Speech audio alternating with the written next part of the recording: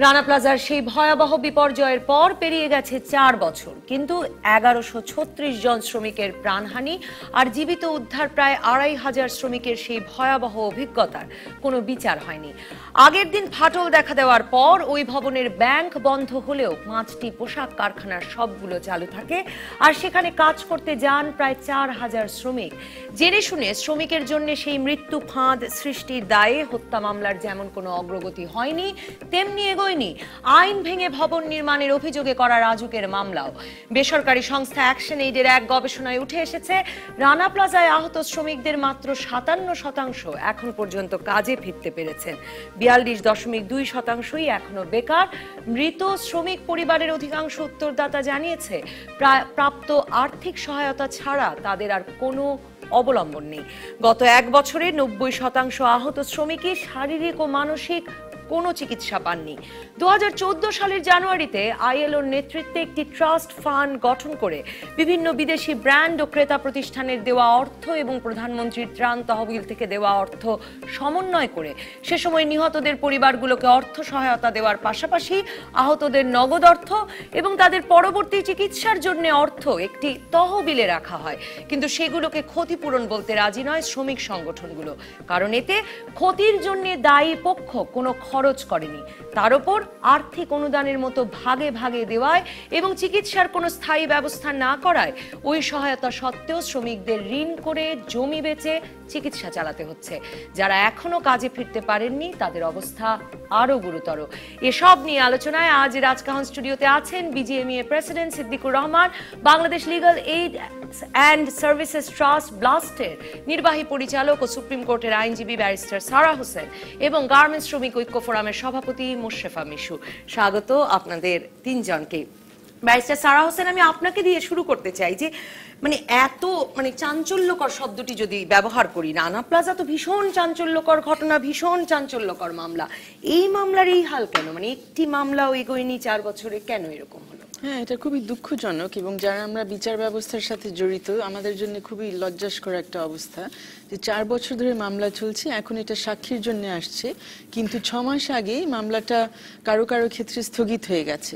কিন্তু আজকে খবরে এটাও আসছে যে যিনি আমাদের রাষ্ট্রের সর্বোচ্চ পর্যায়ে যিনি আইনজীবী, আমাদের অ্যাটর্নি জেনারেল মহোদয়, উনি আজকে পত্রিকায় বললেন যে উনি জানতেনও না যে এগুলো স্থগিত হয়ে আছে। তো এটা তো ভয়াবহ অবস্থা। যদি আপনাদেরকেই লাগে, মিডিয়াকেই লাগে এই ন্যূনতম তথ্যগুলো তাদের কাছে বের করে দেওয়া, এবং উনি বলেছেন যে ওনার অধীনে যারা কাজ করছেন ওনারা নাকি ওনাকে বলেন নাই। তো কেন এটা চাঞ্চল্যকর মামলা হওয়াতে, কেন চাঞ্চল্যকর মামলার পরিস্থিতি কি, অবস্থান কি, এটা খবর নেওয়ার জন্য কেন কোনো ব্যবস্থা নাই, সেটাই আমাদের সামনে এখন অনেক বড় একটা প্রশ্ন। গত কয়েক বছরে আমরা বেশ কিছু দ্রুত বিচার দেখেছি। আমার অজ্ঞের মতোই আপনার কাছে প্রশ্ন যে দ্রুত বিচার হয় কোনগুলো, আর রানা প্লাজা কেন দ্রুত বিচার হলো না বা পেল না? আমার ব্যক্তিগতভাবে মনে হয় না যে কোনো আলাদা ব্যবস্থার মধ্যেই বিচারটা হওয়া উচিত। এটা সাধারণ ব্যবস্থার মধ্যেই হওয়া উচিত যেভাবে হচ্ছে, কিন্তু এখানে একটা বিশেষ নজরদারি অবশ্যই থাকা উচিত। সেই বিশেষ নজরদারির অভাব আমরা দেখছি। এখন হয়তো কেউ চাইছে যে এখানে মামলাটা সুরাহা হবে না, এটা যত দেরি হয় তত তাদের জন্য ভালো, কারণ এখানে দেখেন কারা কারা এখানে জড়িত বা কাদেরকে দায়ী করার চেষ্টা করা হচ্ছে।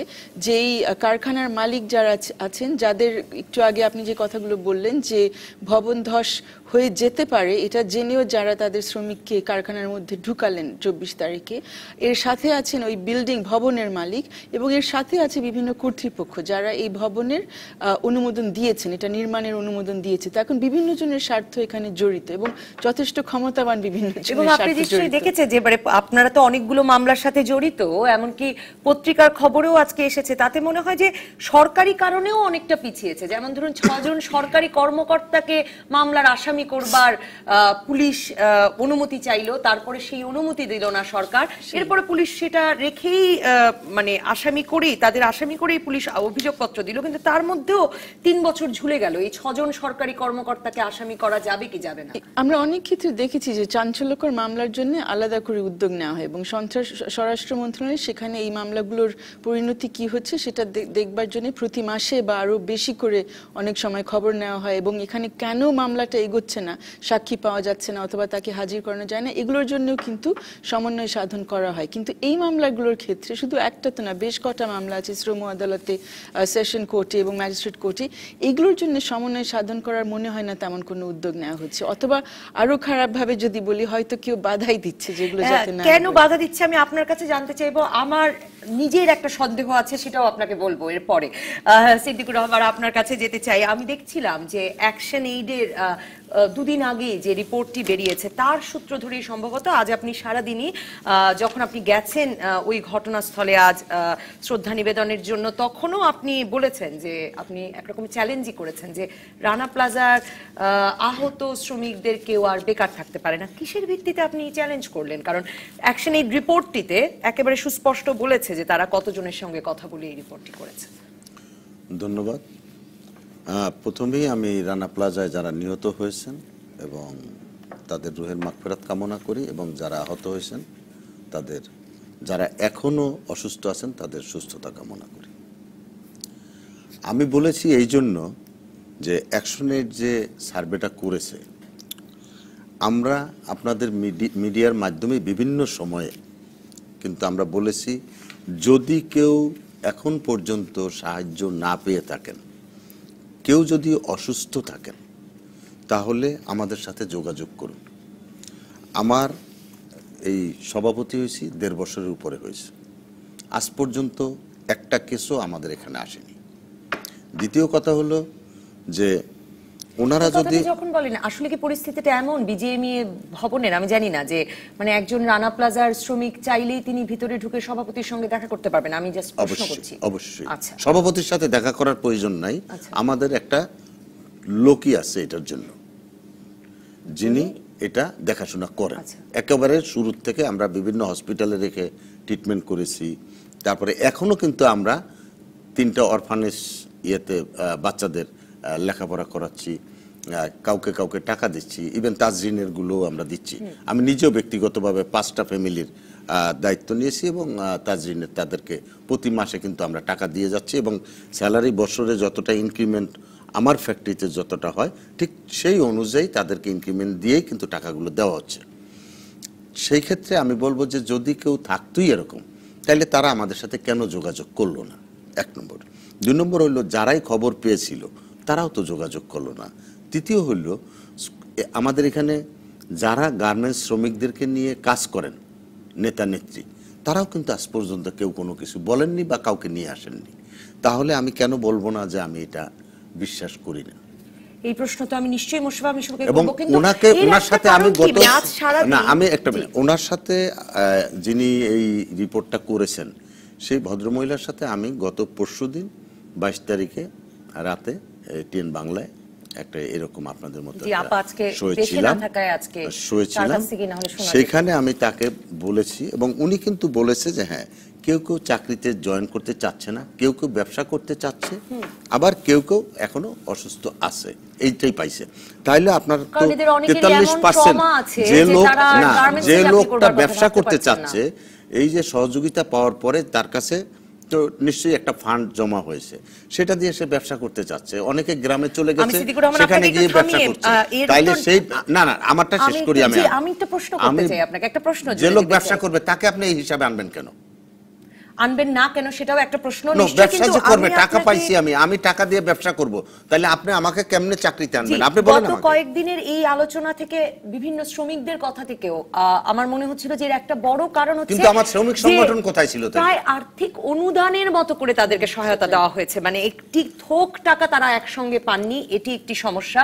তাদের চিকিৎসার কোনো স্থায়ী ব্যবস্থা করা হয়নি। এখন বিভিন্ন টেলিভিশনে আমি তাদের মুখে অভিযোগ শুনলাম যে তারা বিভিন্ন হাসপাতালে যাচ্ছেন, কোথাও গিয়ে তারা রানা প্লাজার জন্য চিকিৎসায় এসেছেন জেনে তারা যে ট্রিটমেন্ট পাচ্ছেন না, কিন্তু তারা বিজিএমইতে কেন আসলো না? আর এর মাঝখানে আমরা একটা ঘটনা শুনেছিলাম, একজন এসেছিল, সেই লোকটা কিন্তু পরবর্তীতে আপনাদেরই মিডিয়া চ্যানেল 24 কিন্তু প্রমাণ করলো যে সে ফরিদপুরে একটা গাছের থেকে পড়ে ব্যথা পেয়েছিল, সে বলেছে আমি রানা প্লাজার ভিকটিম, এবং পরবর্তীতে সেটা প্রুভ হইল এবং আপনাদের মিডিয়াই দেখাইছে সেটা। তো আমাদের কাছে তো কেউ আসে নাই, যদি না আসে তাহলে আমি কিভাবে বিশ্বাস করব যে 43% লোক এখনো চাকরি পায়নি, এবং চাকরি না পাওয়ার কিন্তু কোনো কারণ নাই। দ্বিতীয় কথা হলো শুধুমাত্র যারা ট্রমা আছে তাদেরকে ট্রিটমেন্টের প্রয়োজন, এটা আমি এখনো স্বীকার করি। তারা যদি আমাদের কাছে আসতো, করলেন না কেন? কারণ আমি পত্রিকায় দেখছিলাম আপনি বলেছেন আপনাদের ফান্ড কোথায় আছে সবচেয়ে বেশি, মিলিয়ন ডলার পড়ে আছে। কোথায় আছে?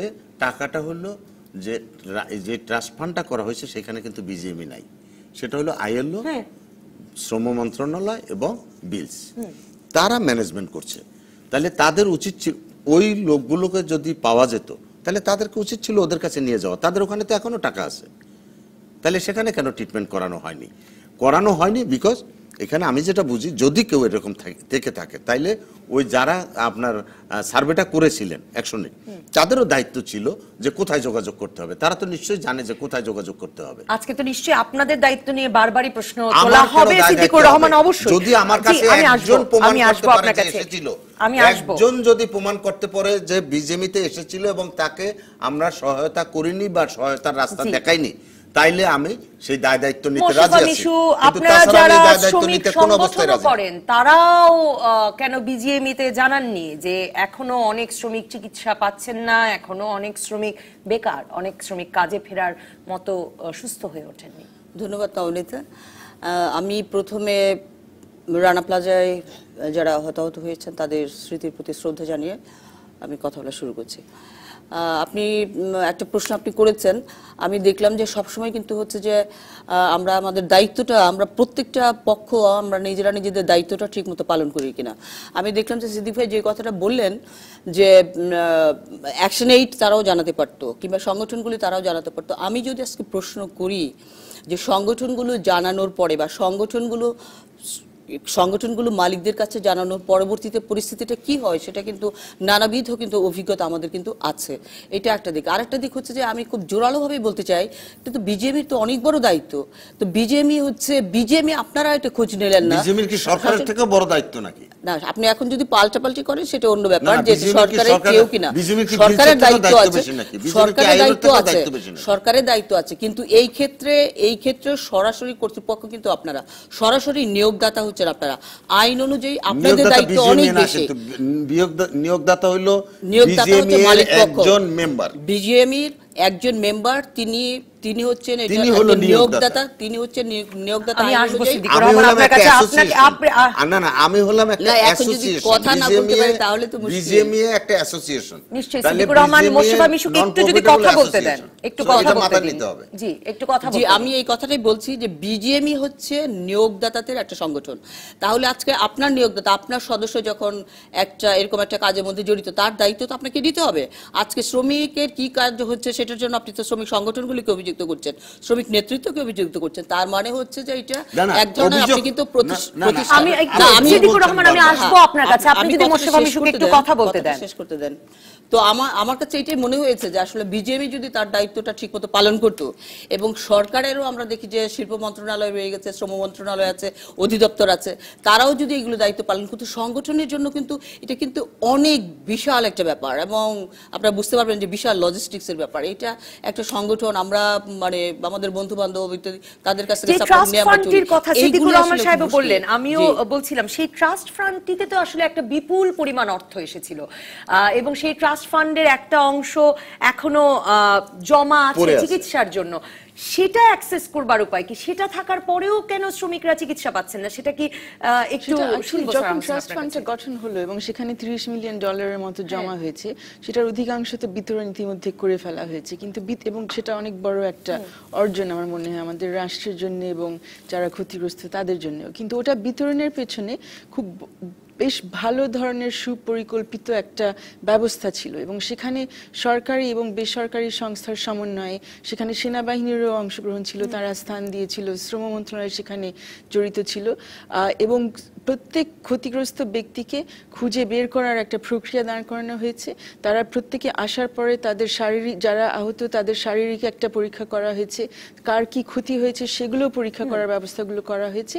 কিন্তু সেটা একটা সাময়িক ব্যবস্থা ছিল। সেই সাময়িক ব্যবস্থার মধ্যে দিয়ে একবারে কিন্তু অনেক টাকা বিতরণ হয়ে গেছে। তার মানে একটা তালিকাও হয়েছে, এবং আসলে। তালিকাও মানে তৈরি কার হয়েছে। কিরকম অসুস্থতা, এবং সেটার একটা এবং তালিকা সেই আছে জন্য, এবং এখন এই যে পার্মানেন্ট ট্রিটমেন্টের জন্য এখানেও কিন্তু একটা ট্রাস্ট গঠন করা হয়েছে, এবং একটি বেসরকারি সংস্থা ব্র্যাকের কাছেও বেশ কিছু টাকা ইতিমধ্যে দেওয়া হয়েছে এখান থেকে, যে তারাও এই কাজগুলো চালিয়ে যাবেন। কিন্তু সেই সময় যে ব্যবস্থাটা ছিল, যে একেবারে আউটরিচ করা, চলে যাওয়া আহত ব্যক্তিদের কাছে এবং নিহত ব্যক্তিদের পরিবারের কাছে, সেরকম প্রক্রিয়া এই মুহূর্তে এখন পর্যন্ত চালু নেই। এবং অনেকেই মনে করছেন যে তাদের আসলে যে ধরনের সহায়তা প্রয়োজন সেই সহায়তা তারা এই মুহূর্তে পাচ্ছে না। এবং যে কথাটা আমার মনে হয় সবাই আমরা একমত, সিদ্দিক ভাই সহ, যে মেন্টাল ট্রমাটা হয়েছে, যে মানসিক যে সমস্যার মধ্যে অনেকে ভুগছেন এখনো, সেটার জন্য কোনো ব্যবস্থা তো আমরা কেউ করতে পারিনি, কারণ সেরকম ব্যবস্থা আসলে বাংলাদেশে খুব কমও আছে। ওরকম একটি অভিজ্ঞতার পরে সকল শ্রমিককে আবার গার্মেন্টসেই ফিরে যেতে হবে, এই ভাবনাটিও আমার কাছে অমানবিক। এটাও তো সম্ভব না অনেকের জন্য। এবং আমরা যখন ওই সময় ওই ফান্ডের টাকা বিতরণের সময় অনেকের সাথে তখন আমরা সাক্ষাৎ নিয়েছিলাম, যেহেতু ওনাদের ওই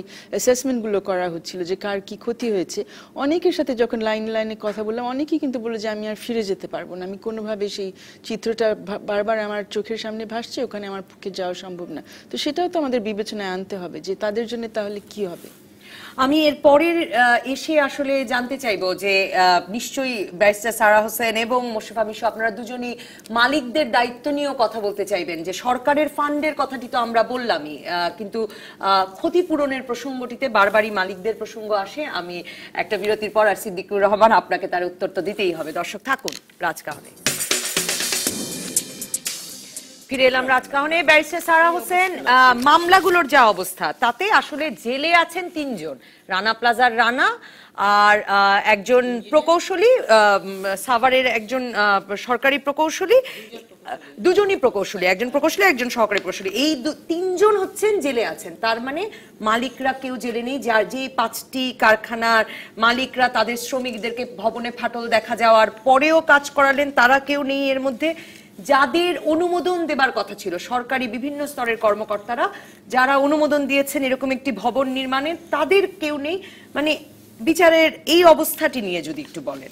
এবং এখানে আরো দেখা যাচ্ছে যে আজকে আমাদের শ্রম মন্ত্রণালয়ের সচিবও বলেছেন যে সেই মন্ত্রণালয়ের যে কর্মকর্তাদের নামে মামলা হয়েছে তাদের অনেকে জামিন পেয়ে নিয়মিত অফিস করছেন, কেউ কেউ অবসরে গেছেন। তাহলে দেখা যাচ্ছে যে বিজনেস এজ ইউজুয়াল সবার জন্য। এবং এখানে যে বিচার প্রক্রিয়া চলছে সেটাতে কারো খুব বেশি ঘুম হারামও হচ্ছে। এবং সরকার আসলে অনুমোদন দেয় নাই এই 6 জনকে, মানে সরকারি কর্মকর্তাকে তাদের মামলায় অভিযোগপত্র দেওয়ার জন্য। তো সেই ক্ষেত্রে আসলে একটা বড় প্রশ্ন আসে যে এখানে এই মামলাগুলো পরিচালনা করার দায়িত্ব যাদের কাছে আছে, মানে সরকারি পিপিরা যারা আছেন এবং তাদের উপরে আমাদের অ্যাটর্নি জেনারেলের অফিস যে আছে, তাদের দায়িত্ব কিভাবে পালন করা হচ্ছে এবং তারা এই মামলাগুলোকে চাঞ্চল্যকর মনে করেন কিনা, এখানে স্বরাষ্ট্র মন্ত্রণালয়ের কোনো বক্তব্য আছে কিনা, মনে তো হচ্ছে কিছুই নাই এখানে। এবং অন্যান্য চাঞ্চল্যকর মামলাগুলো যেভাবে নিষ্পত্তি করা হয়েছে, গত 2 বছরে আমরা দেখেছি খাদিজার মামলা, তারপর কিছুদিন আগে রাজনের মামলা, এগুলো তো শুধু নিম্ন আদালত না, এগুলো হাইকোর্ট পেরিয়েও এখন আমরা রায়গুলো পেয়ে গেছি। অথচ 2 বছরের মধ্যে খুবই সম্ভব এই মামলাগুলো নিষ্পত্তি করা, অ্যাটলিস্ট নিষ্পত্তি না হয় একটা পর্যায় পর্যন্ত টেনে নিয়ে আসা। কিন্তু এই রানা প্লাজার ক্ষেত্রে যেই মামলাটাই হয়েছে কোনোটাই কোনোভাবেই অগ্রসর হচ্ছে না। আপনি অনেকগুলো ক্ষতিপূরণের 4টির মতো মামলা করেছিল বিভিন্ন সংগঠন, আমি যদি ঠিক বলি। এর মধ্যে একটি মামলা আপনিও দেখছিলেন, মানে আপনিও খুবই জড়িত ছিলেন। ক্ষতিপূরণের মামলায়ও কোনো সাফল্য এলো না কেন? সেখানে অবশ্যই একটা জিনিস প্রথমেই পরিষ্কার করা উচিত, যে আপনিও সেই কথাটা উল্লেখ করেছেন যে ত্রাণ তহবিলটা হয়েছে আন্তর্জাতিকভাবে, সেটা অবশ্যই একটা ত্রাণ তহবিল, মানে অনুদান ওখানে দেওয়া হয়েছে। এবং এটাও ঠিক যে খুব বড় পরিমাণের অঙ্ক সেখানে, মানে মূল্য টাকা ওখানে দেওয়া হয়েছে এবং সেটা বিতরণও হয়েছে। কিন্তু সেটা কোনোভাবে আমরা আইনগতভাবে ক্ষতিপূরণ হিসেবে দেখতে পারি না। এবং কেন পারি না? কারণ আইনগতভাবে ক্ষতিপূরণ যে দেওয়া হয় সেটার মাধ্যমে এক ধরনের জবাবদিহিতাও তৈরি হয়। সেই ক্ষতিপূরণ আমরা শুধু আদায় করতে পারছি সেই বিল্ডিং এর মালিক থেকে থেকে এবং ওই কারখানার মালিক থেকে, এবং যে বিভিন্ন সরকারি বা রাষ্ট্রীয় কর্তৃপক্ষ এই ঘটনার জন্য দায়ী ছিলেন তাদের কাছ থেকে।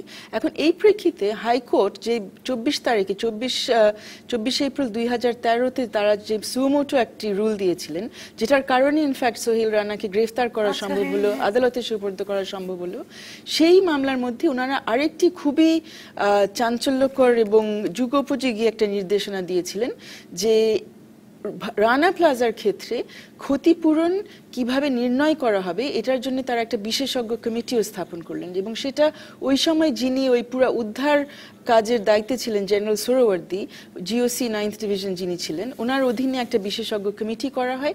সেখানে প্রফেসর আকাশ আরও অনেকজন ছিলেন, এবং বিজিএম এর প্রতিনিধিও সেই সময় ছিলেন। তারা হিসাব বের করেন যে অন্তত পক্ষে 20 লক্ষ টাকা করে ক্ষতিপূরণ ধরে দিতে হবে, এবং ওনার হিসাবের একটা মাপকাঠিও তৈরি করেন যে এখন আমরা যেটা দেখি যে আমাদের শ্রম আইনে আছে যে কারো মৃত্যু যদি কর্মসংস্থানে হয় তাহলে ন্যূনতম 1 লক্ষ টাকা আদালতে জমা দিতে হবে। তো 1 লক্ষ টাকা দিয়ে তো কারো জীবন আসলে 1 বছর পর্যন্ত টেনে নিয়ে যাওয়া যায় না। তো সেখানে তারা বের করেছিলেন যে না, একজন এর আয়ের ক্ষমতা কি, সে কতদিন বাঁচতে পারে, এবং তার সন্তান কয়জন আছে, তার পোষ্য কয়জন আছে, বিভিন্ন হিসাব নিকাশ করে ওনারা এটা দিলেন। যেটা খুবই দুঃখের বিষয় যে ওই সময় বিজিএম এর যে প্রতিনিধিরা ছিলেন তারা সবাই মিলে যে একটা হিসাব দিতে রাজি হলো, তারা সেটাতে সই করতে রাজি হলেন না, এবং আমরা কেউ জানি না কোন কারণে এই রিপোর্টটা কোর্টে জমা দিতে অনেক দেরি হয়ে গেল। তারপর কোর্টে জমা দেওয়ার পরে আসলে আদালতের সামনে এটা উপস্থাপন করতে অনেক দেরি হয়ে গেল।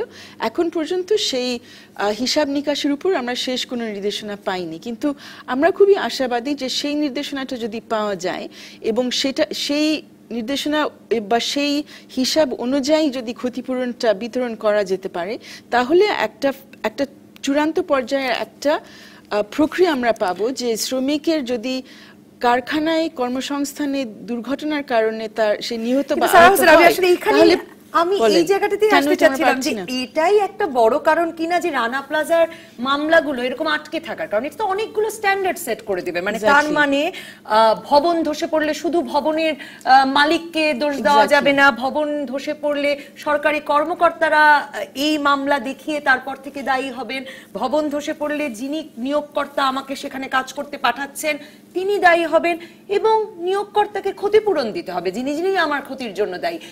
এই এতগুলো জিনিস সেট হয়ে যাওয়াটা তো আসলে বিশেষভাবে চাঞ্চল্যকর হয়ে উঠবে। চাঞ্চল্যকর হয়েই উঠবে, কিন্তু আমার মনে হয় এখানে আসলে হয়তো এই কারণেই অনেকগুলো বাধা তৈরি হয়ে যাচ্ছে বা অনেকে চাচ্ছেন না যে মামলাগুলো নিষ্পত্তি করা হোক। কিন্তু আমার মনে হয় হিসাব নিকাশ যদি বের করা হয় তাহলে কেউ তো নিশ্চয়ই অনুমান করছে না যে রানা প্লাজার মতো ঘটনা আবারও ঘটবে, তাই না? আমার মনে হয় আমাদের যথেষ্ট আস্থা রাখা উচিত যে বিভিন্ন ধরনের পদক্ষেপ এই 4 বছরে নেওয়া হয়েছে যাতে কারখানাগুলো, বিশেষ করে আপনার গার্মেন্টস সেক্টরের যে কারখানাগুলো আছে সেগুলোর মধ্যে একটা নিরাপদ ব্যবস্থা যাতে তৈরি হয়। তাহলে কেউ যখন হিসাব করছে না যে 1000 জন 1 বছরে মরবে, কোনোভাবেই আমরা এটা কল্পনাও করতে পারছি না, আশা করছি যে কোনোভাবেই এই ঘটনা ঘটবে না, তাহলে কেন এই অঙ্কটা নিয়ে আলাদা একটা হিসাব তৈরি করা যায় না? আমরা জানি যে পত্রপত্রিকা দেখেই আমরা জানি যে ব্যাপক উন্নতি হয়েছে, সেটা দিয়ে আমি শেষ করব। এখন সেই খতিয়ানটা শুনতে চাইছি না যে কি পরিমাণ আসলে চেঞ্জ হয়েছে বাংলাদেশের গার্মেন্টস কারখানাগুলো এই রানা প্লাজার ঘটনার পর নিরাপত্তার দিক দিয়ে। তাহলে আপনাদের আশঙ্কাটা কি? কেন আপনারা ক্ষতিপূরণে হাইকোর্ট নির্দেশিত পথে সম্মত হচ্ছেন না? কেন আপনাদের মালিকদেরকে কেনই বা এই বিচার কাজ থমকে আছে? আপনারই বা কি ধারণা? বিচার কাজের ব্যাপারে আমি কিছু বলতে পারবো না, সেটা হলো কোর্টের ব্যাপার এবং আমরা এই পর্যন্ত জানিও না। আমি এই ব্যাপারে কখনো খোঁজও নেই যে বিচারের কি হচ্ছে।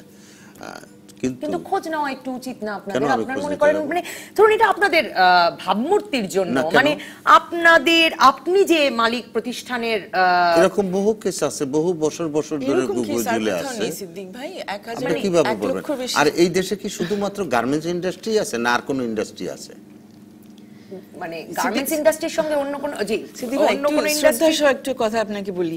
আপনি যে বলেন এরকম অনেক মামলা আছে, পৃথিবী জুড়ে এরকম মামলা কোথাও নাই যেখানে 1000 বেশি মানুষ একটা কর্মসংস্থানে একদিনে মরেছে। এটা তো কোথাও নাই।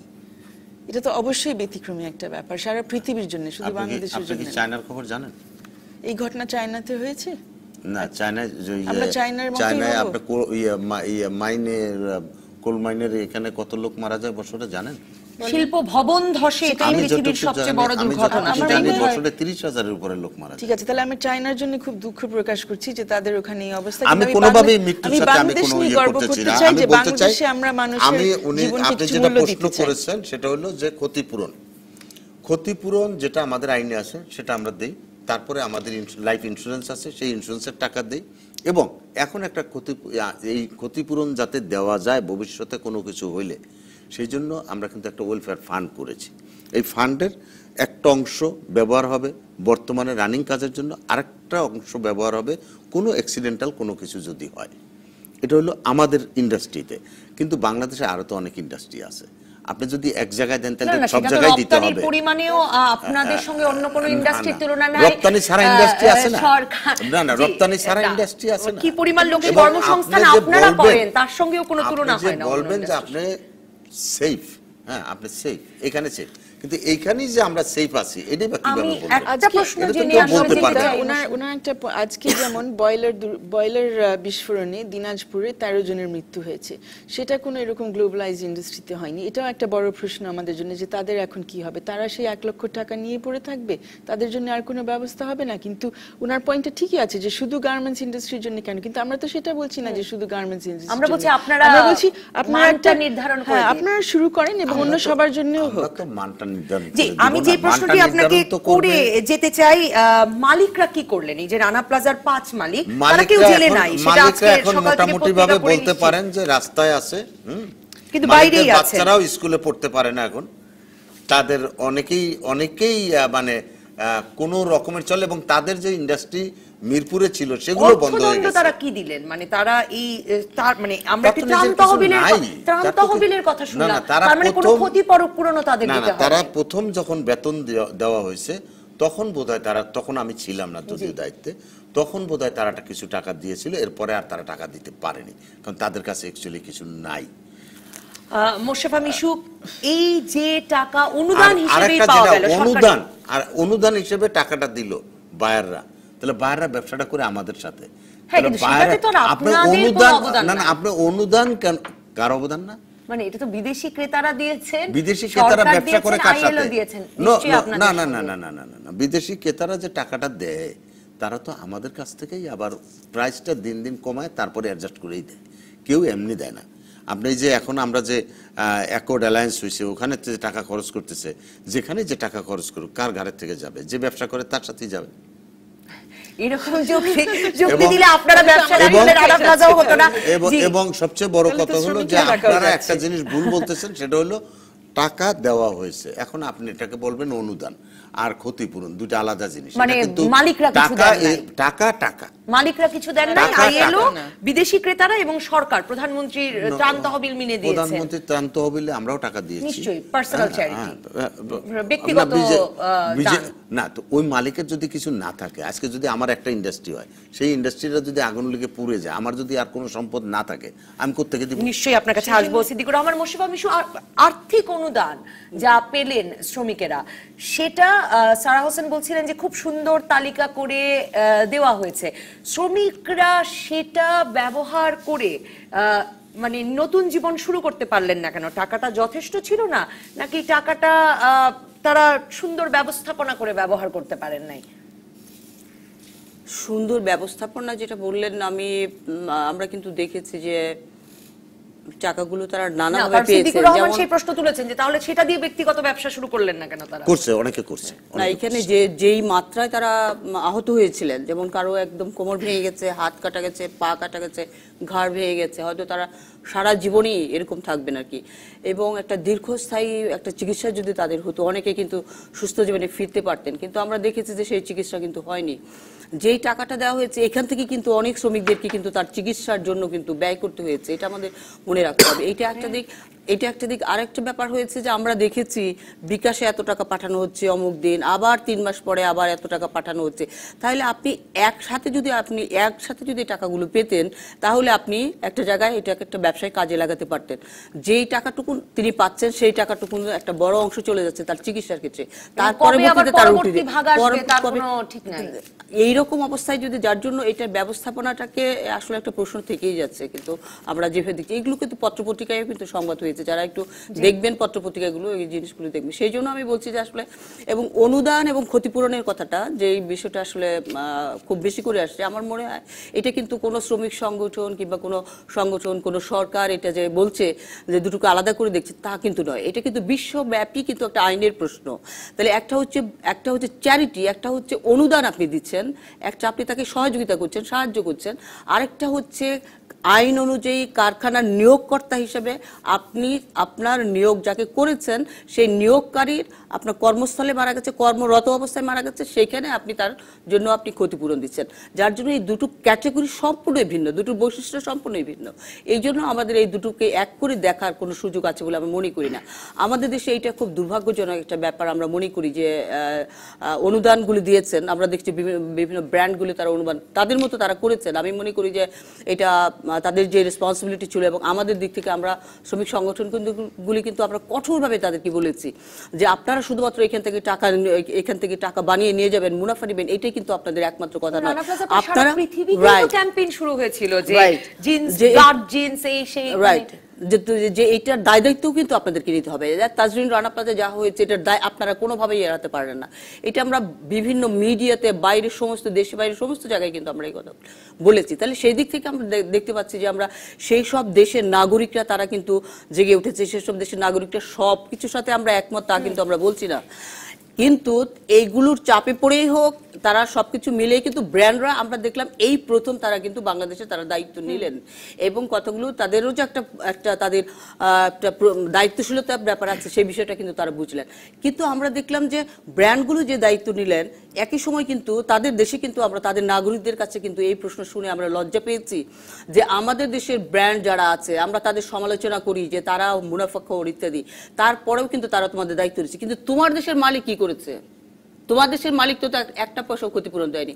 আমাদের কিন্তু আমি একটা বিরতির পর আমি ফিরবো, ফিরে একটা পয়সাও ক্ষতিপূরণ দেয়নি মানে একটা পয়সাও ক্ষতিপূরণ দেওয়া হয়নি। যদি আপনি আইনের কথাই বলেন তাহলে আইন মোতাবেক আইন মোতাবেক যা ক্ষতিপূরণ দেওয়ার কথা সেটা দেওয়া হয়েছে। কিন্তু এই বর্তমান আইন মোতাবেক যা আইন অনুযায়ী একটা পয়সাও ক্ষতিপূরণ দেওয়া হয়নি। আপনি বলেন যে বর্তমান আইন অনুযায়ী কি ক্ষতিপূরণ দেওয়া হয়েছে? কোর্টে আজকে সেখানে সারা প্রথমেই বলেছে যে বর্তমান আইনে আছে 1 লক্ষ টাকা। ক্ষতিপূরণের তো আগেই বলে দিয়েছে যে রানা প্লাজার ক্ষেত্রে কমিটি নির্ধারিত হারে ক্ষতিপূরণ দিতে হবে। রানা প্লাজার মানে মৃত্যুতে 1 লাখ টাকা ক্ষতিপূরণ দিলে চলবে না। 1 লাখ টাকা দেওয়া হয়নি, 1 লাখ টাকা এবং তাদের 2 লাখ টাকা আরো, এবং প্রধানমন্ত্রীর দপ্তর থেকে কিন্তু আবার অনুদানে চলে যাচ্ছে। আমরা প্রধানমন্ত্রীর দপ্তরে গেলেই আপনি কেন অনুদান বলবেন?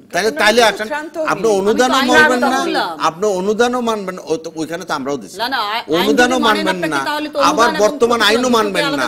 আইন কবে হবে তখন আমরা দিব। আপনার আইন পরিবর্তন করতে দেন, 4 বছর আমি আইন পরিবর্তন করব কেন? আইন পরিবর্তন করবে আপনার অনেক সদস্য কিন্তু সংসদে বসে একটা বিরতির পর আমি ফিরে সিদ্দিকুর রহমান আপনার পক্ষে আমি জানতে চাইবো মোশাররফা মিশুর কাছে, সারা হোসেনের কাছে, যে আপনি বলছিলেন যে ইমেজ বাইরে প্রশ্ন করে যে আপনাদের মালিকরা কি করেছেন, আবার আমাদের মালিকরা মানে আমাদের এখানকার গার্মেন্টস মালিকরা সবসময় বলেন যে মিডিয়া, আপনারা এবং মানবাধিকার কর্মীরা বেশি বেশি এই কথা বলে তাদের ইমেজ নষ্ট করছেন বিদেশে। সেই প্রসঙ্গটি নিয়েও ফিরতে চাই। দর্শক থাকুন রাজকাহনে।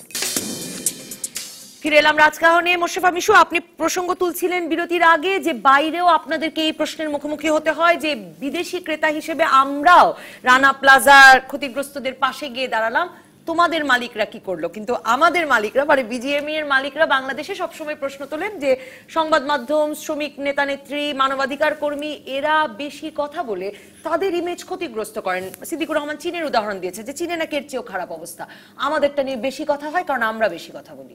না, আমি মনে করি যে এই দৃষ্টান্তটা ঠিক হয়নি। সিদ্দিক ভাই যেটা বলেছেন, চীনের ক্ষেত্রেও আমরা এখানে মালিকরা ক্ষতিপূরণ দেন না। চীনের ক্ষেত্রে এই ধরনের ঘটনায় যে ব্যাপক পরিমাণ তাদেরকে যে এরকম ক্ষতিপূরণ দেওয়া হয়, এটা তো চিন্তাই করা যাচ্ছে না। আমাদের এখানে এটা চিন্তাই করা যাচ্ছে না। তাদের এক জীবনের সমপরিমাণ ক্ষতিপূরণ সেখানে দেওয়া হয়। কত? এক জীবনের সমপরিমাণ। বাংলাদেশের ক্ষেত্রে যেটা আমরা 48 লক্ষ টাকা দাবি করেছি, তাদের টাকা আমি তো মানে ওইটাই তারা মান নির্ধারণ করেছে যে এক জীবনের সমপরিমাণ ক্ষতিপূরণ তারা কিন্তু দিয়ে থাকে। আচ্ছা, সেটা বলছি। এখন আমি যে কথাটা বলছি, জি, মানে এই ইমেজ ক্ষতিগ্রস্ত হবার ব্যাপারটা কিন্তু বাংলাদেশের মালিকরা একটু বেশি চাপে আছেন বাইরে থেকে। বাংলাদেশকে আমি দুঃখিত, এই কথাটা অনেকে হয়তো খুব মাইন্ড করবে, আমি কখনো এইভাবে চিন্তা করিনি, কিন্তু এখানে বসে আজকে প্রথম মনে হলো যে বাংলাদেশকে ঠিক গার্মেন্টস মালিকরা যতখানি না প্রতিনিধিত্ব করেন, বাংলাদেশকে প্রতিনিধিত্ব করেন গার্মেন্টস শ্রমিকরা আসলে। কারণ বাংলাদেশ একটা কিন্তু অনুন্নত একটা দেশ, যার জন্য অর্থনৈতিকভাবে, সাংস্কৃতিকভাবে সব দিক থেকেই কিন্তু এখানকার নিম্নবিত্ত মানুষ, এখানকার মধ্যবিত্ত মানুষ, তারাই কিন্তু বাংলাদেশকে রিপ্রেজেন্ট করেন। যার জন্য আমি যেই মালিক আজকে ক্ষতিপূরণ দিচ্ছে না, তার পক্ষে আমি বলবো যে উনি দেন নাই, তার উনি আমার দেশের, এইভাবে আমি বলবো। আমি মনে করি না যে পৃথিবীর কোথাও এইরকম হওয়া উচিত। আমরা বরং যেটা অন্যায় সেটা আমার দেশের হলেও অন্যায়, কিন্তু আমরা দেশের এবং বাইরের যে কোনো মিডিয়ার সাথে কথা বললে আমরা দৃঢ়তার সাথে বারবার বলেছি যে দেখুন, আমাদের এখানে এই মালিকদেরও কন্ট্রিবিউশন আছে। কারণ হচ্ছে যে তারা কিন্তু একটা ফার্স্ট জেনারেশন ছিল, আজকে এটা প্রায় 40 বছরের কাছাকাছি চলে এসছে। এখানে তাদেরও একটা কন্ট্রিবিউশন আছে। এখানে ইন্ডাস্ট্রি আমাদের ডেভেলপমেন্টের দিকে নিয়ে যাওয়ার জন্য, আমাদের অর্থনীতি গড়ে তুলবার জন্য তাদের কমিটমেন্ট আছে। কিন্তু আমাদের দেশের মালিক, আজকে তোমরাই আমাদেরকে তৃতীয় বিশ্ব বলো, আমাদের দেশের মালিক যদি ক্ষতিপূরণ না দেয় সেই জন্য তুমি তোমার দায়িত্ব নেবে না, এটা কিন্তু হতে পারে না। আরেকটা কথা আমি বলি, আমার মনে হয় আমাদের এই চিন্তা থেকে বেরোতে হবে যে কোনো কিছু হলে, বিশেষ করে গার্মেন্টস সেক্টরে কোনো কিছু হলে, যে একটা শ্রমিকরা যদি একটা আন্দোলন করলো, শ্রমিকরা একটা মিছিল নিয়ে গেল, সাথে সাথে এর মধ্যে ষড়যন্ত্র হচ্ছে। আমরা একটা কথা বললাম যে হ্যাঁ, আমাদের গার্মেন্টস শ্রমিকরা ঠিক মতো মজুরি পাচ্ছে না, কিংবা সবচেয়ে কম মজুরি পাচ্ছে, এই কথা বলার সাথে সাথে এটা শিল্প ধ্বংসের চক্রান্ত হচ্ছে, দেশ ধ্বংসের চক্রান্ত হচ্ছে।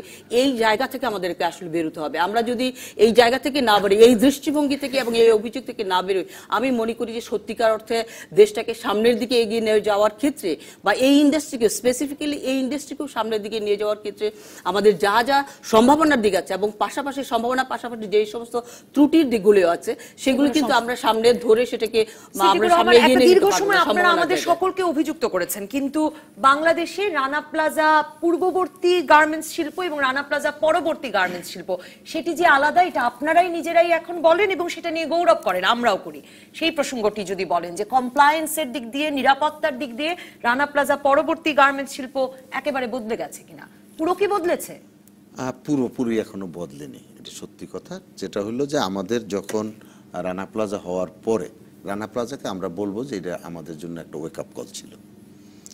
এবং তারপরে যখন কম্প্যাক্ট সাইন করতে হলো গভর্নমেন্টকে, কম্প্যাক্ট সাইন করার পরে অ্যাকর্ড অ্যালায়েন্সের জন্ম হলো, এবং ন্যাশনাল অ্যাকশন প্ল্যানের আওতায় যারা কোনো ব্র্যান্ডের কাজ করে না তাদেরকে ন্যাশনাল অ্যাকশন প্ল্যানের আওতায় যেতে হলো। অ্যাকর্ড এবং অ্যালায়েন্স মিলে 2200 ফ্যাক্টরি আছে, আর ন্যাশনাল অ্যাকশন প্ল্যানের আওতায় 1500 ফ্যাক্টরি তখন আমরা পাইছি। এর মধ্যে অনেক ফ্যাক্টরি বাই দিস টাইম বন্ধ হয়ে গেছে, কারণ তারা ওই যে ফ্যাক্টরিগুলো ভাড়া বাড়িতে ছিল, বা যে ফ্যাক্টরিগুলো শেয়ার্ড বিল্ডিংয়ে ছিল, বা কোনো মার্কেটের উপরে ছিল, সেখানে কিন্তু ওই ব্র্যান্ডরা এখন আর অর্ডার প্লেস করে না, এবং নন কমপ্লায়েন্ট কোনো ফ্যাক্টরিতেও করে না। সেই জন্য তাদেরকে বন্ধ করে দিতে হয়েছে অনেককে, কারণ বাড়িওয়ালা রিমিডিয়েশনের জন্য রাজি হয়নি। আর এই অ্যাকর্ড অ্যালায়েন্সের যে 2200 ফ্যাক্টরি আছে, এর মধ্যে কিছু ফ্যাক্টরির সাথে, অল্প 100 কতটা ফ্যাক্টরির সাথে বায়াররা ছিন্ন করেছে, বিকজ একটু দেরি হয়েছে রিমিডিয়েশনে। কারণ অনেক সময় দেখা গেছে যে একটা পাম্প আমরা এনে লাগিয়েছি, এখন দেখা গেল পরবর্তীতে আবার এসে বলল যে এটা ইউএল সার্টিফাইড হইতে হবে। তখন আবার ওই পাম্পটা আনতে হলে কিন্তু একটা সময়ের প্রশ্ন, কারণ এটা বাইরের থেকে আনতে হয়। সেই সময়টাও অনেক সময় না দিয়ে তারা তার সাথে ব্যবসাটা সাময়িক বন্ধ করে দিয়েছে, এরকম হয়েছে। তবে এই 2200 ফ্যাক্টরির কথা আমি বলতে পারি, এটা মোটামুটিভাবে আপনি বলতে পারেন যে সেফ, এবং ওরাই বলেছে যে 78% এবং আপনারা তো বাংলাদেশের একটি শিল্প খাত যারা প্রমাণ করেছেন যে তার মানে যে নিরাপদ হয়ে, কমপ্লায়েন্ট হয়েও ব্যবসা করা যায়, কারণ আপনারা তো ব্যবসা করছেন। আমরা আগেও কিন্তু এই যে ফ্যাক্টরিগুলো, এই ফ্যাক্টরিগুলো কিন্তু অলমোস্ট কিছু কিছু জিনিস নতুন হয়েছে, যেমন একেবারে ফায়ার ডোরটা আমরা নতুন লাগিয়েছি, এটা 100% নতুন। বাট এই যে ফায়ার পাম্পের কথা বলেন, ফায়ার হাইড্রেন্টের কথা বলেন, এগুলো কিন্তু আমরা আগেই করেছি। যারা আমরা ঢাকার বাইরে ফ্যাক্টরি যখন রিলোকেট করা শুরু হলো, তখন কিন্তু বাইরের যে ফ্যাক্টরিগুলো আছে, সেই ফ্যাক্টরিগুলো কিন্তু এইসব জিনিস আমরা ইউজ করেছি। শুধুমাত্র একেবারেই নতুন যদি বলেন, তাহলে দুইটা জিনিস, সেটা হলো ফায়ার ডোর এবং স্প্রিংলার। আমরা অনেক সময় এই গার্মেন্টস ইন্ডাস্ট্রি খুব 6 তলা বা 8 তলার এর বেশি হয় না, কিন্তু সেখানে কিছু কিছু ফ্যাক্টরি আছে হয়তো একটু হাইরেজ আছে, সেখানে স্প্রিংলার লাগাতে হয়েছে। এই স্প্রিংলার এবং ফায়ার ডোর এই দুইটা জিনিস আমাদের নতুন আসছে, বাকি জিনিস কিন্তু আমরা আগের থেকেই জানি এবং আমরা করেছি। সেইখানে আপনি বিল্ডিং এর ব্যাপারে দেখেন, আপনি খুব একটা বেশি 2200 ফ্যাক্টরির মধ্যে কিন্তু রিমিডিয়েশনের কাজ বা স্ট্রাকচারাল কোনো রিমিডিয়েশনের কাজ খুব একটা কিন্তু করতে হয়নি, হয়তো দুই একটা ফ্যাক্টরিতে বা করা একটা নিরাপদকরণের কাজ হয়েছে। আপনি কি মনে করেন শ্রমিকরা কি এটা বলেন যে নিরাপদ হয়ে উঠেছে গার্মেন্টস কারখানাগুলো আগের চেয়ে অনেক বেশি? আপনি প্রশ্ন করেছেন, এতে ধন্যবাদ আপনাকে। আমি খুব গুরুত্বের সাথে মনে করি যে নিরাপদ কর্মপরিবেশ বলতে আগে যেমন বিল্ডিং স্ট্রেংথেনিং করা এগুলো যেটা করেছেন, নিশ্চয়ই আমি মনে করি যে সেটার একটা গুরুত্ব আছে, খুবই গুরুত্বপূর্ণ একটা ব্যাপার যে কাজগুলি হয়েছে, যেটা নাকি আগে আমরা সংগঠনগুলোর পক্ষ থেকে যখন উত্থাপন করছিলাম এই যে শ্রমিকরা এখানে নিরাপদ কর্মপরিবেশ নেয় এই বিষয়গুলো, সেটা তারা এতটা পরোয়া করতেন না, পাত্তা দিতেন না, এরকম একটা ব্যাপার ছিল। কিন্তু এই ঘটনার পরে তাজউদ্দিন রানা প্লাজার পরে সেটা হয়েছে। আমি নিরাপত্তার ব্যাপারে যেটা বলতে চাচ্ছি, এটা তো হচ্ছে যে বিল্ডিং স্ট্যান্ডার্ড এগুলো হচ্ছে, কিন্তু আমরা যখন দেখি যে কারখানার ভেতরে এমন পরিস্থিতি আছে যে শ্রমিককে মারা হচ্ছে, পেটানো হচ্ছে, আজকে একটা গেঞ্জির জন্য একজন শ্রমিককে মেরে ফেলা হয়েছে, এটা মিরপুরে আপনারা জানেন যে সেটা সমস্ত পত্রপত্রিকায় পর্যন্ত এসেছে। শীতের দিনে একটা গেঞ্জি গায়ে দিয়ে সে বেরোচ্ছিল, এটা কয়েক বছর আগে। তারপরে এরকম কিন্তু অনেক হচ্ছে, নারীরা নানা ধরনের আজকে কিন্তু আজে বাজে গালাগাল, আজে বাজে আচরণ, সেগুলো সেই জন্য আমি বলছি যে এটাকে কিন্তু নিরাপদ কর্মপরিবেশ নয়। নিরাপত্তা কিন্তু দুই দিক থেকে, একদিকে হচ্ছে তার জীবনে আমাদের যে শ্রমিক ছেলে শ্রমিকদেরকে বাইরের মাস্তান এনে তারা কিছু কথা বাইরের মাস্তান এনে তাদেরকে পেটানো হয়, আমরা পর্যন্ত তাদেরকে বাইরের মাস্তান এনে পেটানো হয়। তো যার জন্য এই কারখানাগুলিকে এখনো কিন্তু একটা নিরাপদ কর্মপরিবেশ বা একটা গণতান্ত্রিক পরিবেশ বা মানবিক পরিবেশ এখনো গড়ে ওঠে নাই। আমাদেরকে সেটার জন্য আমাদের আরো অনেক দূর আমাদের হাঁটতে হবে বলে আমার মনে হচ্ছে। কিন্তু এই ব্যাপারে যদি মালিকরা সেটা যদি স্বীকার করেন, তাহলে আমি মনে করি যে কাজটা আমাদের সহজ হয়। ব্যারিস্টার সারা হোসেন, শেষ প্রশ্ন আপনার কাছে, যে মামলাগুলো, রানা প্লাজার মামলাগুলো, না না এটার আমার উত্তর দিতে হবে একটু ভাই, এক মিনিট। আমি যে অভিযোগগুলো করেছে এটা কোনোভাবেই উনি বলুক যে কোন দিন শ্রমিককে গেঞ্জি পরার জন্য কত দিন আগে পিটিয়ে মারা হয়েছে। আজকের দিনে যদি কেউ বলে যে কোনো শ্রমিকের গায়ে কেউ হাত দিতে পারে, গালি দিতে পারে, তাইলেও আমি সেটা বিশ্বাসই করি না। ডিসেম্বর মাসে আসলে শ্রমিকরা শুধুমাত্র মজুরি বাড়াতে হবে এই কথাটা বলার কারণে, কেউ মজুরির কথা বলেনি, আপনি জানেন, বলার কারণে কেউ মজুরির কথা বলেই নাই, কোনো দাবি দেওয়া ছিল না, কোনো তাদের নামে রাষ্ট্রদ্রোহের মামলা করা হয়েছে। সেটি তো আমরা সকলেই জানি যে রাষ্ট্রদ্রোহের মামলা করে আমার কথা তাহলে বলতে না না, তাহলে আপনাকে টোটাল জিনিসটা জানতে হবে। সেটা হলো আসলে একটা ফ্যাক্টরিতে প্রবলেম হয়েছিল, তার পরবর্তীতে তারা যখন এসে কার্ড সোয়াপ করে চলে যায়, তাদেরকে বেতন দিতে হয়, তাইলে আপনি কি বলবেন যে তাদেরকে ফ্যাক্টরি বন্ধ করা অন্যায় হয়েছে? না, রাষ্ট্রদ্রোহিতার মামলাটা অন্যায়, আমি স্বীকার করি রাষ্ট্রদ্রোহিতার মামলা অন্যায়। এটা যে নিচে এবং যে করছে না বুঝেই করছে না, কিন্তু সে বলতেছে যে ফ্যাক্টরিতে এখনো মেয়েদেরকে হয়রানি করা হয়, শ্রমিকদেরকে পেটানো হয়, অসম্ভব কথা। আপনি একটা প্রমাণ দেখান আমাকে, প্রমাণ দেখাই তারপরে প্রমাণ না দেখাই আপনি কখনো আমাকে এরকম কথা বলবেন না। আমরা আরেকদিন আমরা এই বিষয় নিয়ে আলাপ করতে চাই। সিদ্দিকুর রহমান, মোশাররফ মিশু, আমরা আরেকদিন এই বিষয়টি নিয়ে আলাপ করতে চাই। যদি রানা প্লাজা নিয়ে শেষ করি, ব্যারিস্টার সারা হোসেন, খুব সংক্ষেপে আপনি যদি বলেন এই মামলাগুলোকে দ্রুত করবার জন্য আপনারা কি করতে পারেন, যারা এই মামলাগুলোর পেছনে লেগে আছেন? অ্যাটর্নি জেনারেল বলছেন তিনি নিজেই নজর রাখবেন, কিন্তু কি করতে পারেন? ক্ষতিপূরণের মামলা, হত্যা মামলা, ইমারত আইনের মামলা, কিছু করবার আছে কিনা এই মামলাগুলো দ্রুত কাজের জন্য? আমরা তো অবশ্যই সবাই আওয়াজ তুলতে পারি যে মামলাগুলো যাতে সঠিকভাবে দেখা হয়, কিন্তু আলটিমেটলি এখানে সরকারি আইনজীবীরা এই মামলাগুলো দেখছেন, এটা তাদেরই দায়িত্ব এবং তাদের আসলে দায়িত্ব পালন করার জন্য সেখানে আমরা কর্তৃপক্ষ না, তাদের কিন্তু কর্তৃপক্ষ আছেন, তাদের এখানে ব্যবস্থা নেওয়া উচিত। কিন্তু এই মামলাগুলোর পাশাপাশি উনি হাইকোর্টে যে মামলাগুলো আমরা করছি, যেখানে ক্ষতিপূরণ নির্ণয় হয়েছে এবং সেটা কিভাবে বিতরণ করা হবে সেগুলো নেওয়ার জন্য আমরা অবশ্যই কোর্ট খুললে পরে পদক্ষেপ নেব। কিন্তু এই মামলাগুলোর বাইরে আরেকটি কথা বলতে চাই, যেটা অনেক ক্ষতিগ্রস্ত অনেকের কাছে গত কয়েকদিন ধরে শুনেছি, ওনারা বারবার একটা কথা উঠিয়েছেন যে যেখানে একদিনে 1000 জনের বেশি প্রাণহানি হলো, তাদের জন্য আমাদের কেন এখন পর্যন্ত কোনো শহীদ স্মৃতিস্তম্ভ বা স্মৃতিসৌধ এরকম কোনো কিছু কেন আমরা জাতীয় উদ্যোগে তৈরি করছি না? এটা শুধু বিজিএম এর কোনো উদ্যোগ না, এটা শুধু শ্রমিক সংগঠনের কোনো উদ্যোগ না, শুধু মানবাধিকার সংগঠনের কোনো উদ্যোগ না, না, আমার মনে হয় পুরো জাতির পক্ষে আমাদের এরকম একটা ব্যবস্থা নেওয়া উচিত যাতে আমরা কোনোভাবেই কোনো দিনও রানা প্লাজাতে যারা প্রাণ হারিয়েছেন তাদেরকে আমরা ভুলবো না। কারণ এখন অনেকের কাছে, সিদ্দিক ভাইয়ের কাছে এটা আমরা শুনিনি, কিন্তু বেশ কয়েকজনের কাছে আমরা এখন শুনছি যে রানা প্লাজা নাকি একটা সমাপ্ত অধ্যায়, একদম শেষ সবকিছু হয়ে গেছে। এটা আমরা মানি না। তহবিল এখনো আছে, সরকারের যে তহবিলটির কথা বারবার উঠছে, যে বিলস আছে, প্রধানমন্ত্রীর ত্রাণ তহবিল আছে, বিদেশি ক্রেতারা যে অনুদান তহবিলটি তৈরি করলেন, কিন্তু সেই তহবিল থেকে থাকার পরেও কেন চিকিৎসা পাচ্ছেন না অনেক শ্রমিক? আপনি বলছেন যে একটা তালিকা আছে, সেই আমার মনে হয় আপনাদের কাছে আমরা অনুরোধ রাখতে পারি যে আমরা মনে হয় একটা দায়ী, সবাই আমরা দায়ী যে রানা প্লাজার ঘটনাগুলো নিয়ে আমরা $1 কথা বলছি। সো 1 বছর পর পর কথা না বলে আমরা সারা বছর ধরে যদি একটু লেগে থেকে দেখি যে কি হচ্ছে, আমার মনে হয় সবাই আমরা কিন্তু এই দায়ী আছি। অসংখ্য ধন্যবাদ ব্যারিস্টার সারা হোসেন। একদম সময় নেই মোশাররফ মিশু, একদম সময় নেই মোশাররফ মিশু। ধন্যবাদ সিদ্দিকুর রহমান, ধন্যবাদ দর্শক, নিশ্চয়ই সকলকেই, দর্শক সকলকেই ধন্যবাদ যারা ছিলেন রাজকাহনের প্রথম পর্বের আলোচনায়। পরবর্তী পর্বে নির্বাচন, বিএনপির যাওয়া না যাওয়া এই নিয়ে আলোচনা করবেন আওয়ামী লীগের সভাপতি মণ্ডলীর সদস্য অবসরপ্রাপ্ত কর্নেল ফারুক খান এবং বিএনপির স্থায়ী কমিটির সদস্য নজরুল ইসলাম খান। সঙ্গে থাকবেন আপনিও।